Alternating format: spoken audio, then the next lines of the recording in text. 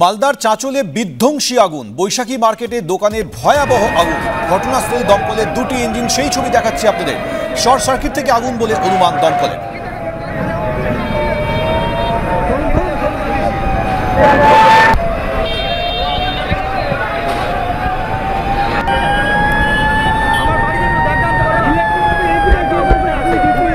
মালদার চাঁচলে বিধ্বংসী আগুন, বৈশাখী মার্কেটে দোকানে ভয়াবহ আগুন, ঘটনাস্থলে আগুন নেভাতে দমকলের দুটি ইঞ্জিন। শর্ট সার্কিট থেকে আগুন লেগে থাকতে পারে বলে অনুমান দমকলের।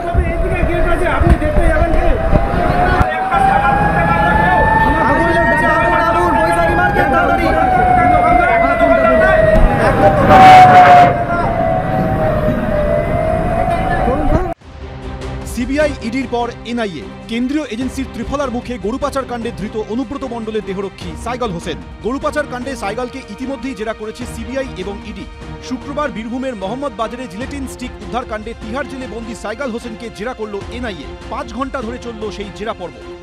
নিশ্চয়ই নিরাপত্তাজনিত কোনো বিষয় আছে, হয়তো এমন কোনো বিষয় আছে যে সীমানা পেরিয়ে ওপারে কোনো সন্ত্রাসবাদী জঙ্গি সংগঠনের সঙ্গে যোগাযোগ থাকতে পারে।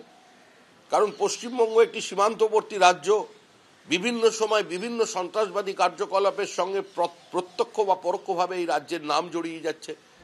2022 সালের জুন মাসে বীরভূমের মোহাম্মদ বাজারে তল্লাশি চালিয়ে একটি গাড়ি থেকে 81,000 ডিটোনেটর উদ্ধার করে কলকাতা পুলিশের এসটিএফ। গাড়ির চালককে আটক করা হয়। তাকে জিজ্ঞাসাবাদ করে 27,000 কেজি অ্যামোনিয়াম নাইট্রেট এবং 1,925 কেজি জিলেটিন স্টিক ও আরও 2,325টি ডিটোনেটর উদ্ধার হয়। বিপুল এই বিস্ফোরক উদ্ধারের ঘটনায় তদন্তভার নেয় এনআইএ। পেশায় সফটওয়্যার ইঞ্জিনিয়ার ও বিকাশ ভবনে ন্যাশনাল ইনফরমেটিক্স সেন্টার বা এনআইসির প্রজেক্টে কাজ করা এক যুবক সহ বেশ কয়েকজনকে গ্রেফতার করে তারা। প্রশ্ন ওঠে, প্রভাবশালী যোগ ছাড়া কি এই বিস্ফোরকের কারবার চলতে পারে? এর আগে অনুব্রত মণ্ডলের দেহরক্ষী সাইগালের বিরুদ্ধে প্রভাব খাটিয়ে গরু পাচারকারীদের সেফ প্যাসেজ দেওয়ার অভিযোগ তুলেছিল সিবিআই ইডি। সূত্রের খবর, এই প্রেক্ষাপটে এনআইএ জানতে চায় বিস্ফোরকের কারবারিদের সঙ্গেও কি সাইগাল হোসেনের যোগাযোগ ছিল? সাইগালের ফোন ব্যবহার করে কি কোনো প্রভাবশালী বিস্ফোরক কারবারিদের সঙ্গে কথা বলতেন? আগে আমরা জানতাম তদন্তকারী সংস্থা তদন্তের স্বার্থে কি কোথায় তদন্ত করছে, কি ব্যাপারে করছে সেগুলো গোপন রাখে তদন্তের স্বার্থে। এখন হচ্ছে তদন্তর স্বার্থ নেই, যে দল কেন্দ্রীয় শাসক দল তাদের স্বার্থে তারা প্রথমেই মিডিয়ার সঙ্গে শেয়ার করছে। এটা একটা নতুন ভারতীয় ব্যবস্থা তৈরি হয়েছে।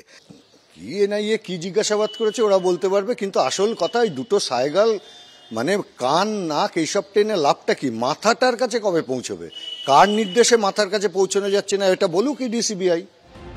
জিলেটিন স্টিক উদ্ধারকাণ্ডের তদন্তে সাইগাল হোসেনকে জেরা করতে সম্প্রতি দিল্লি পাড়ি দেয় এনআইএ টিম। বৃহস্পতিবার দিল্লিতে বৈঠকও করেন তারা। আবির দত্ত, সৌমিত্র রায় ও শিবাশিস মৌলিক, এবিপি আনন্দ।